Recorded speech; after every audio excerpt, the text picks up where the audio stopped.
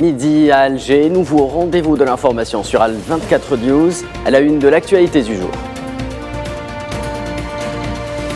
L'ensemble des feux de forêt maîtrisés en Algérie, information relayée par les services de la protection civile.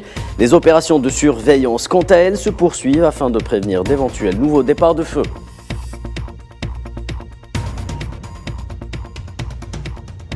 Et à moins de 24 heures du coup d'envoi du sommet Russie-Afrique, la coopération bilatérale questionnée à Saint-Pétersbourg. Notre envoyé spécial sur place nous raconte les défis et les perspectives entre Moscou et le continent.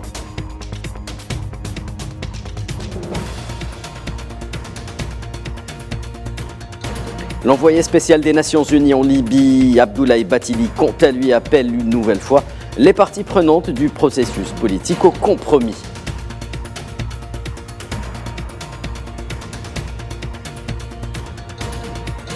Enfin, en Palestine, quotidien amer entre nouvelles incursions des colons sionistes à Al-Aqsa et les arrestations en Cisjordanie. Un nouveau martyr tombe sous les balles à Naplouse. Il était âgé de 23 ans.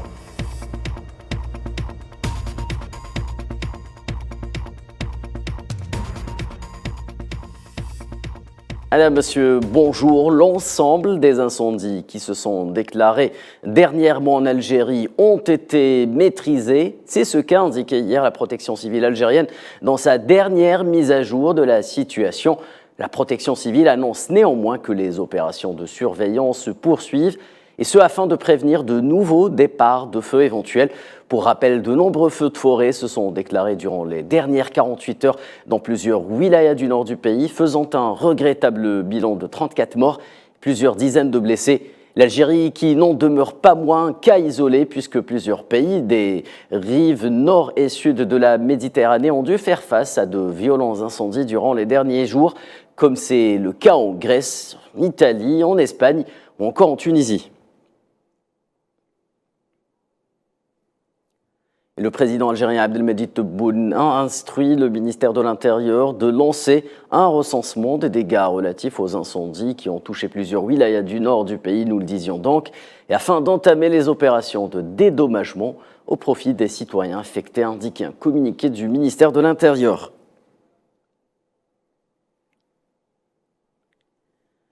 Et ce n'est pas la première fois que la région du bassin méditerranéen fait face à une vague de feux de forêt d'une telle ampleur, qu'il s'agisse de la rive nord ou sud, d'importants incendies détruisent la faune et la flore sous l'effet du changement climatique.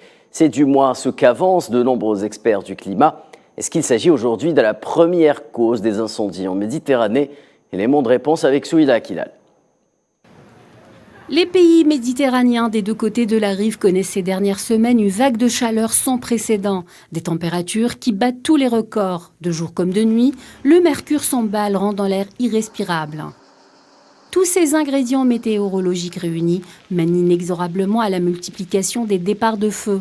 L'été 2023 est bien parti pour être l'un des étés les plus chauds que la planète ait connus. Les pays nord-africains, à la star de l'Algérie et de la Tunisie, luttent ces derniers jours contre des incendies ravageurs qui ont détruit des hectares de forêt et coûté la vie à des dizaines de personnes. Même chose pour le sud de l'Europe, où plusieurs pays mènent une lutte acharnée contre les incendies. En Grèce, plus exactement sur l'île de Rhodes, cela fait 8 jours que les soldats du feu tentent de maîtriser le brasier. Une vision apocalyptique qui dénote de l'ampleur du phénomène. En Italie, c'est encore plus édifiant. Le pays est coupé en deux, alors que la mobilisation est générale pour venir à bout des violents incendies qui touchent Palerme, la Sardaigne et la Sicile. Le nord du pays, lui, fait face à de très violents orages qui ont coûté la vie à 2 personnes. Quant à l'Espagne, le pays connaît des incendies à répétition depuis le printemps dernier. Tous ces phénomènes sont les conséquences directes du changement climatique que subit la planète bleue. En ce qui concerne la Méditerranée, les scientifiques ont depuis longtemps classé la région comme un hotspot du changement climatique. Ces changements climatiques ont des répercussions néfastes directes sur la culture, notamment du blé et des olives, l'assèchement des nappes phréatiques en raison du manque de pluie, mais également sur la montée du niveau de la mer et du risque d'inondation, d'érosion et de salinisation des côtes. Selon le chef de l'Organisation météorologique mondiale, la réduction de la consommation de combustibles fossiles est la clé pour inverser la tendance négative du changement climatique.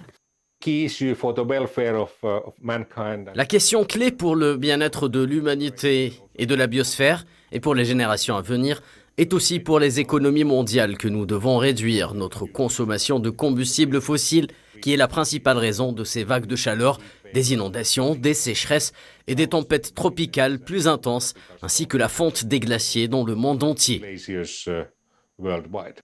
Vous l'aurez compris, l'homme est responsable du réchauffement climatique et les effets que nous subissons aujourd'hui sont bien partis pour s'installer dans la durée, voire s'aggraver. Sauver notre planète implique dès maintenant la modification du système mondial de consommation en ayant recours à des sources d'énergie plus propres telles que l'énergie éolienne et solaire. Le chef de la diplomatie algérienne, Ahmed Attaf, a reçu au siège du ministère des Affaires étrangères à Alger la sous-secrétaire d'État américaine Michelle Sisson, qui effectuait une visite de travail en Algérie. Après avoir présenté ses condoléances à l'Algérie à la suite des derniers incendies au nom de son gouvernement, les entretiens entre Sisson et Attaf ont porté sur les questions bilatérales et le dialogue stratégique entre l'Algérie et les États-Unis. Les discussions se sont également penchées sur les dossiers régionaux ainsi que l'évolution de la situation en Libye, au Mali et au Soudan, et ce, en préparation de la visite prochaine du chef de la diplomatie algérienne à Washington. Dans ce contexte, la sous-secrétaire américaine a exprimé sa gratitude à l'Algérie quant aux efforts déployés pour garantir la stabilité régionale continentale en Afrique.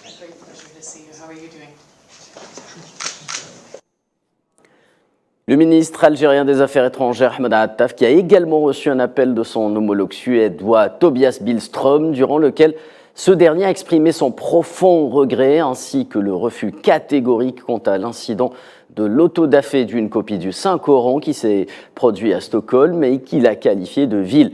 Billström a tenu à informer Ahmed Attaf de l'initiative prise par le ministre suédois de la Justice portant examen de la possibilité d'adapter la réglementation relative au maintien de l'ordre public à l'impératif traitement de ce type d'actes répréhensibles. De son côté, le chef de la diplomatie algérienne a rappelé la teneur de la correspondance adressée à la représentation diplomatique de Suède en Algérie, laquelle portait, je le rappelle, sur la protestation officielle de l'Algérie, sa ferme condamnation de ces actes immoraux et inciviques qui visent tout ce qui est sacré pour les musulmans partout dans le monde. Le chef d'état-major algérien, le général d'armée Saïd Chengueriha, a reçu quant à lui mardi en audience le chef d'état-major italien de la défense, l'amiral Giuseppe Cavodragone, en visite en Algérie à la tête d'une importante délégation militaire. Saïd Chengueriha a souligné que les relations algéro-italiennes sont imprégnées d'une confiance mutuelle scellée à la faveur de plusieurs décennies de coopération positive et constructive basée sur l'histoire régionale commune et l'aspiration à servir les intérêts des deux peuples et à renforcer la paix et la sécurité en Méditerranée. Au Sahara occidental et dans le dossier de l'accord de pêche avec les pêcheurs européens, le Front Polisario a renouvelé mardi son engagement à leur délivrer des autorisations directes aux pêcheurs européens afin de reprendre leurs activités suspendues dans les eaux sahraouies suite à l'expiration de l'accord de pêche entre le Maroc et l'Union européenne, étendu illégalement, rappelons-le, au Sahara occidental occupé. Dans un communiqué, le Front Polisario a rappelé que l'accord de pêche Union européenne-Maroc est arrivé à terme le 17 juillet dernier, ce qui signifie l'arrêt des activités de pêche dans les eaux sahraouies. Nous l'évoquions en titre, l'Afrique s'invite en Russie. La ville de Saint-Pétersbourg s'apprête à abriter le deuxième sommet réunissant les deux parties. Bien entendu, l'enjeu est de renforcer la coopération économique bilatérale et explorer de nouvelles perspectives pour l'avenir. Depuis Saint-Pétersbourg, notre envoyé spécial Amin Toutah nous en dit plus. À 24 heures du deuxième sommet russo-africain, le président Vladimir Poutine a souligné l'importance d'une solution africaine aux problèmes africains et la solidarité de Moscou envers les causes continentales telles que le principe à l'autodétermination. Le président russe s'est dit satisfait de l'augmentation des échanges commerciaux entre le continent et la Russie, atteignant ainsi les 18 milliards de dollars. Avant ce rendez-vous, Moscou a assuré la partie africaine concernant le contrat des exportations céréalières et dont les exportations vers l'Afrique demeurent une priorité pour la Russie. À noter que 10 millions de tonnes de céréales ont été destinées à l'Afrique durant le premier semestre de 2023. À travers le sommet de Saint-Pétersbourg, le Kremlin appelle à une complémentarité économique entre la Russie et le continent qui peut se concrétiser à travers la mise en place d'une zone de libre-échange. Dans quelques heures, la ville de Saint-Pétersbourg abrite le deuxième sommet Russie-Afrique après une première édition à Sochi en 2019 et dont les deux parties aspirent à approfondir la coopération dans divers domaines tels que le développement durable, le secteur humanitaire ainsi que la science et la technologie. De Saint-Pétersbourg pour Al24 News, Amin Touta. En Libye, l'envoyé spécial des Nations Unies, Abdoulaye Bathily, a déploré la lenteur du processus politique, une lenteur qu'il impute à la situation au Soudan, pays voisin. Bathily a appelé lors d'une réunion sécuritaire qu'il a tenue à Benghazi en présence de plusieurs ambassadeurs des pays étrangers, toutes les parties prenantes et les institutions du pays à trouver rapidement un compromis.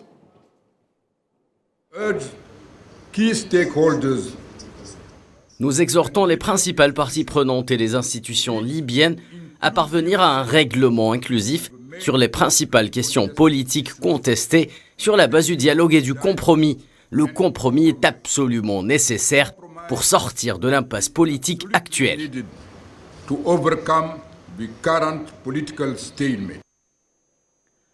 Au Soudan, la situation humanitaire n'en finit pas de se détériorer. Pris au piège au milieu des combats et des chaleurs saisonnières, le manque d'eau et d'électricité fait passer aux Soudanais l'une des pires saisons estivales de leur existence.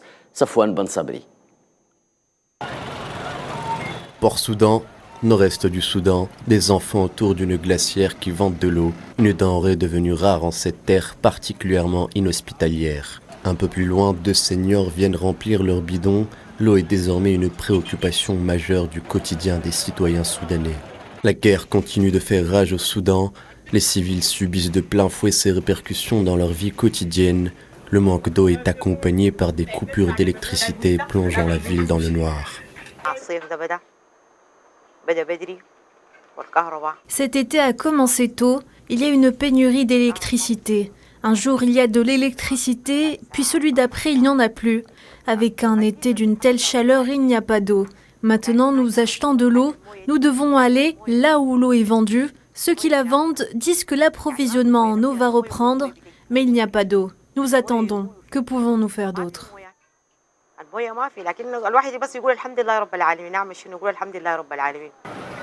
Port-Soudan abrite désormais des milliers de Soudanais qui ont fui la guerre qui sévit dans la capitale Khartoum entre les forces armées du pays et les forces de soutien rapide. L'afflux de déplacés soudanais a troublé la ville, déjà aux prises avec de mauvaises infrastructures. Le sort s'acharne sur ce pays de la Corne de l'Afrique où les températures ont atteint un niveau exceptionnellement élevé de 52 degrés. À la une également, la Palestine occupée, la mosquée Al-Aqsa une nouvelle fois envahie par des colons sionistes. Les incursions de la mosquée sainte et les violations du statu quo d'Al-Aqsa qui deviennent monnaie courante chez les colons sionistes sous escorte et protection de la police sioniste. Selon l'agence Wafa, les soi-disant groupes du temple ont annoncé qu'ils se préparaient à recevoir des milliers de juifs pour prendre d'assaut Al-Aqsa au cours de cette semaine avant l'anniversaire de la prétendue destruction du temple qui aura lieu jeudi prochain. À noter qu'un jeune Palestinien est tombé en martyr sous les balles sionistes lors d'une incursion dans le camp d'Al-Ain à Naplouse. Il s'agit de Mohamed Abd el-Hakim Naïm Nada. Il était âgé de 23 ans. En Cisjordanie, une nouvelle vague d'arrestations sionistes est également à signaler. Ce sont pas moins de 40 Palestiniens qui ont été arrêtés dans plusieurs régions de Cisjordanie occupée. C'est la fin de cette édition. Merci de votre fidélité. Excellent après-midi sur Al24 News.